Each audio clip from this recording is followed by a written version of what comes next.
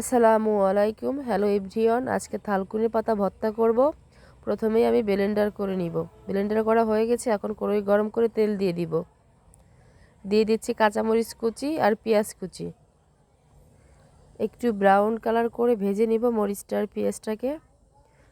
এখন থালকুনি পাতায় দিয়ে দিচ্ছি লবণ আর হলুদ। আমি থালকুনের পাতার সাথে আমি 5-6টা রসুনের কোয়া ব্লেন্ড করে নিয়েছিলাম। এখন দিয়ে দিচ্ছি থালকুনের পাতা। সুন্দর করে আস্তে আস্তে জালে ভেজে নিব। সুন্দর করে ভাজবেন, তাহলে দেখবেন ভালো লাগবে। তেলটা একটু বেশি করে দিবেন, তাহলে খেতে খুব মজা হবে। তো আমার ভাজিটা মোটামুটি শেষের দিকে হয়ে আসতেছে, দেখতেই পাচ্ছেন কত সুন্দর করে শুকিয়ে নিয়েছি। এখন আস্তে আস্তে ভাজিটার থেকে তেল ছেড়ে দিবে। ওই দেখেন পাশ থেকে কিরকম তেল ছেড়ে দিছে।